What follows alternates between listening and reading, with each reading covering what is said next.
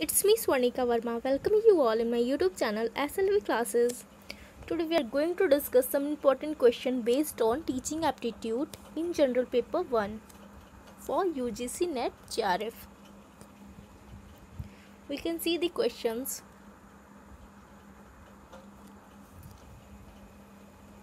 Which of the following steps are the part of understanding level of teaching given by Morrison? इसमें से जो भी given steps है इसमें से देखना है कि कौन से स्टेप्स मॉरिसन ने दिए हैं और कौन से नहीं.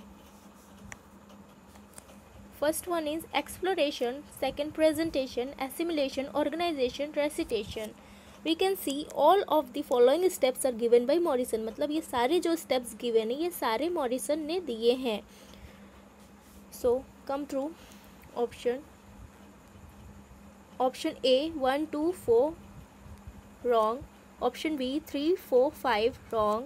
Option C 2 3 5 wrong. The right answer is all of these, means option D is the right answer.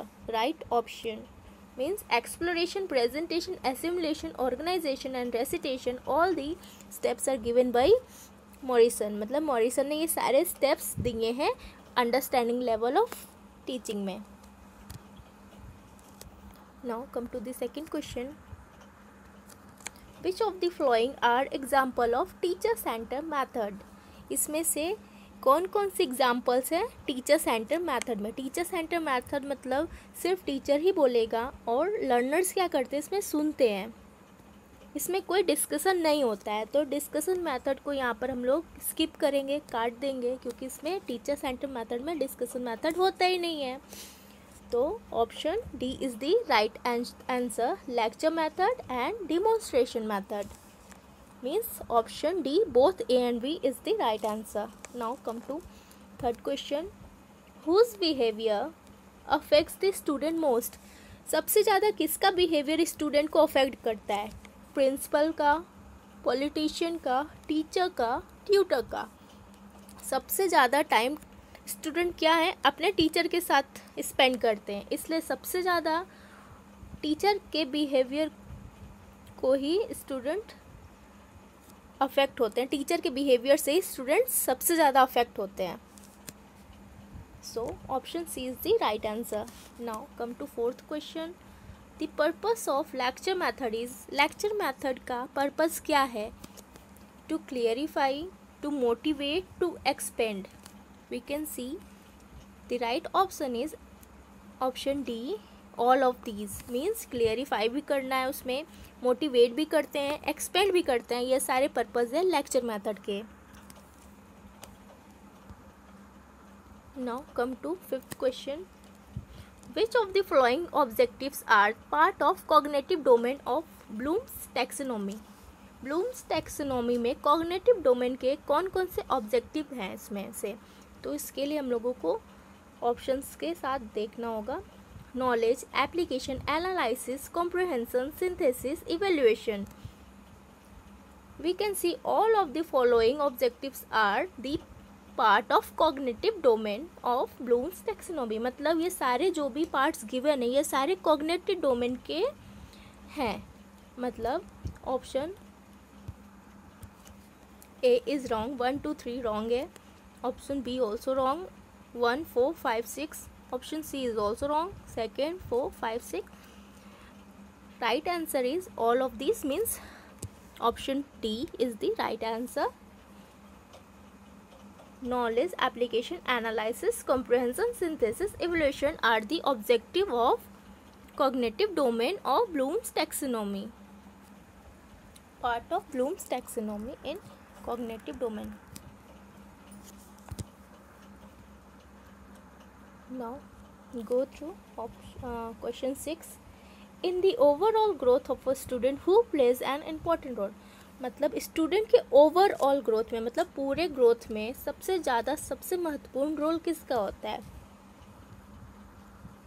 Teacher का, गार्जियन का, स्कूल मैनेजर का, प्रिंसिपल का. So the right answer is option A, teacher का. सबसे ज़्यादा इम्पोर्टेंट रोल टीचर का होता है किसी भी स्टूडेंट के ग्रोथ में, ओवरऑल ग्रोथ में. गार्जियन से भी ज़्यादा टीचर का रोल होता है, बहुत इम्पोर्टेंट रोल होता है।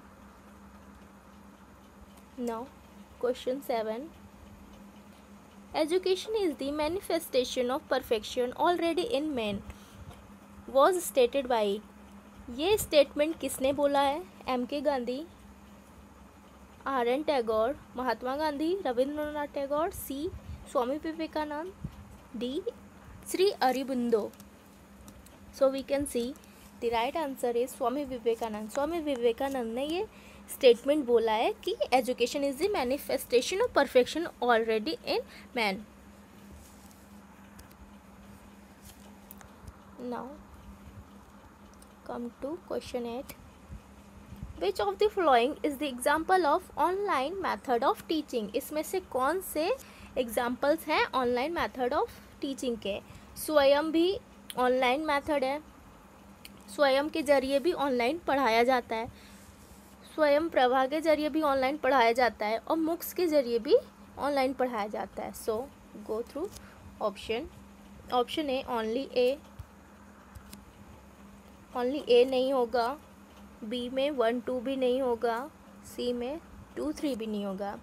So the right answer is all of these, मतलब स्वयं प्रभा और मुक्स ये सारे क्या हैं? ऑनलाइन मेथड ऑफ टीचिंग के एग्जाम्पल्स हैं। ये सारे के जरिए ऑनलाइन मेथड ऑफ टीचिंग होता है पूरे वर्ल्ड में, और लर्नर्स क्या करते हैं? इसके थ्रू जुड़ते हैं और ऑनलाइन लर्न करते हैं।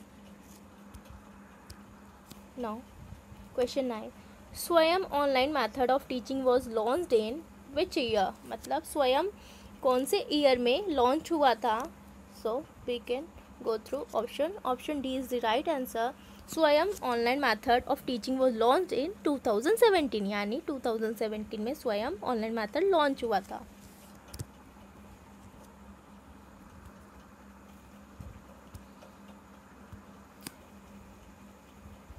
Question 10, Swayam Prabha is an online learning platform which consists of how many TV channels? Swayam Prabha में कितने TV channels होते हैं? So we can go through option 12, 20, 32, 42. So 32 is the right answer. 32 DTH channel हम लोगों ने पहले पढ़ा है। 32 DTH चैनल स्वयं प्रभा में है, जो कि जिसके ज़रिए ऑनलाइन लर्निंग स्टूडेंट लर्न करते हैं। ऑनलाइन लर्निंग के ज़रिए ये एक ऐसा प्लेटफॉर्म है ऑनलाइन का जो प्रोवाइड करता है 32 DTH channel.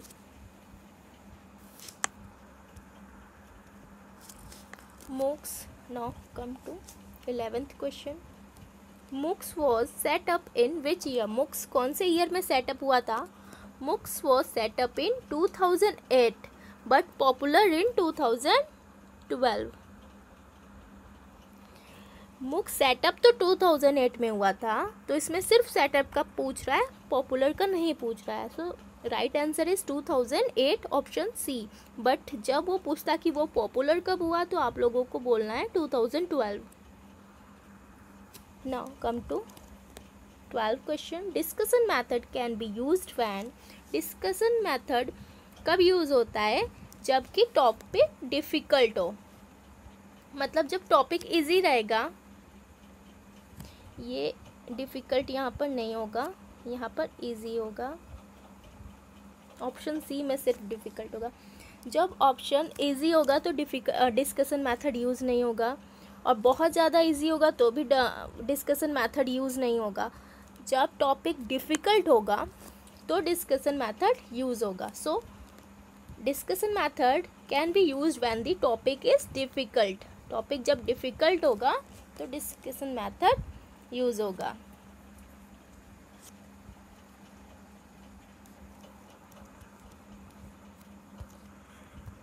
Thirteenth question, good teaching is best reflected by. Good teaching कैसे रिफ्लेक्ट किया जाता है? Attendance of student, number of distinction, meaningful question asked by students, pin drop silent in the class.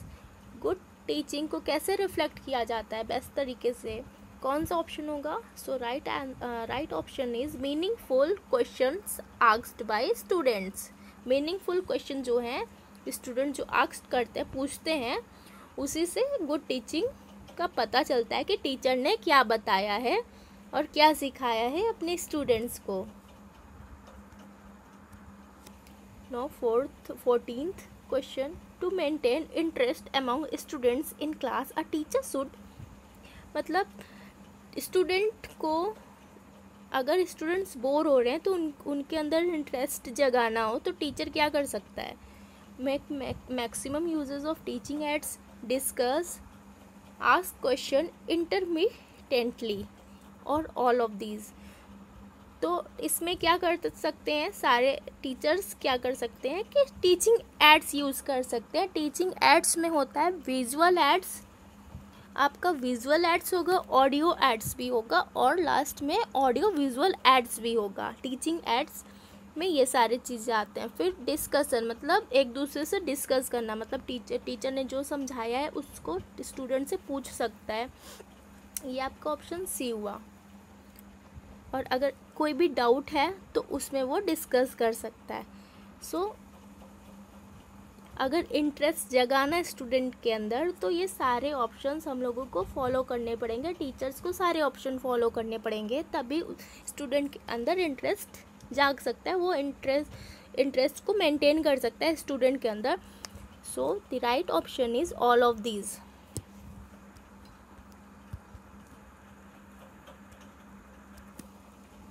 Now, last but not the least, a diagram speaks more than 1000 words. The statement means that the teacher should, मतलब एक diagram 1000 words से ज़्यादा बोलता है, ये एक कहावत है।